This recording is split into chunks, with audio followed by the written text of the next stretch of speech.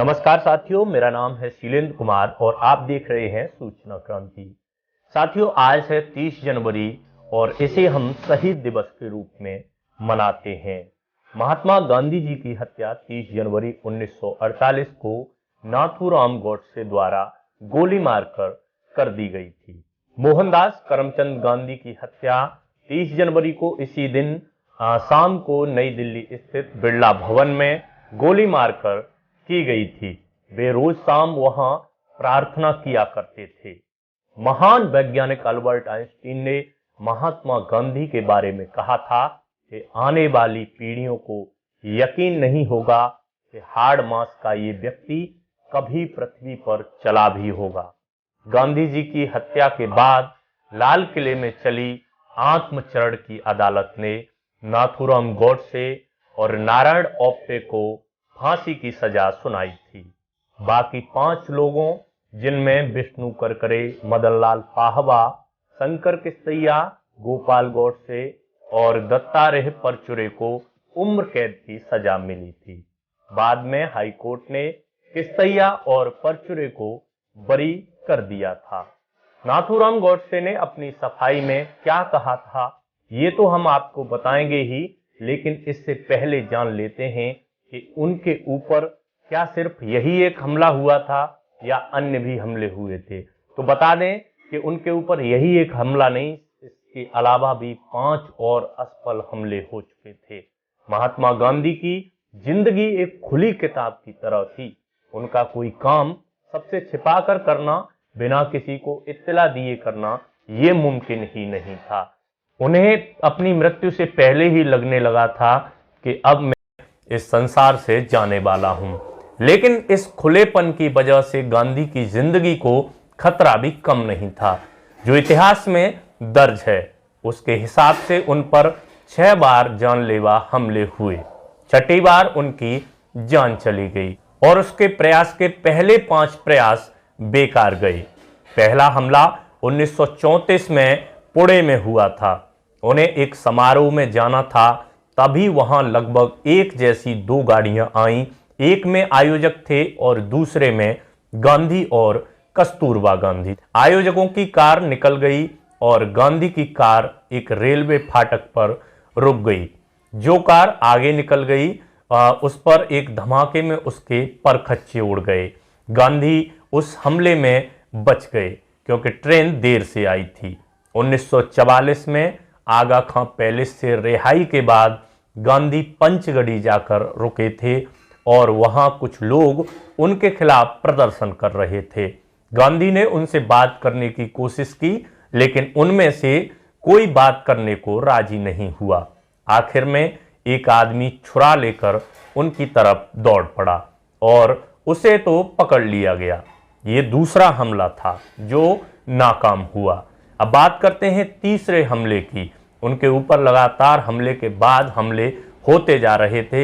इसी वजह से उन्हें लगने लगा था कि अब मृत्यु नजदीक है। हमले में ही पंचगढ़ी की घटना के बाद गांधी और जिन्ना की बंबई में वार्ता होने वाली थी। मुस्लिम लीग और हिंदू महासभा के लोग इससे नाराज थे। वहां भी गांधी पर हमले की कोशिश हुई और वो भी नाकाम रही। चौथा हमला 1946 में हुआ। महाराष्ट्र के नेरुल के पास गांधी जिस रेलगाड़ी से यात्रा कर रहे थे उसकी पटरियां उखाड़ दी गईं। ट्रेन उलट गई, इंजन कहीं टकरा गया, लेकिन गांधी को उसमें कोई खरोंच तक नहीं आई। 5वां हमला 1948 में हुआ। दरअसल 1948 में 2 बार हमले हुए।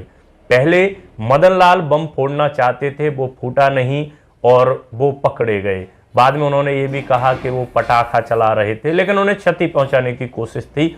30 जनवरी 1948 को 6ठी बार नाथूराम गॉडसे ने गोली चलाई और गांधी जी की जान चली गई।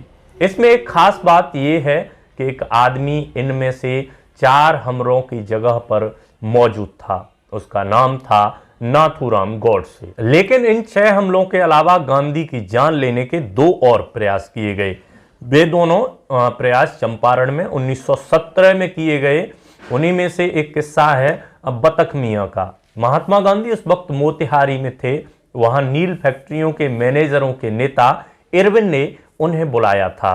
वो कुछ बातचीत करना चाहते थे और सोचा कि अगर इस दौरान गांधी को खाने पीने की चीज़ों में जहर मिला दिया जाए जिसका असर कुछ देर से होता हो तो उनकी नाक में दम करने वाले इस आदमी की जान भी चली जाएगी और उनका नाम भी नहीं आएगा।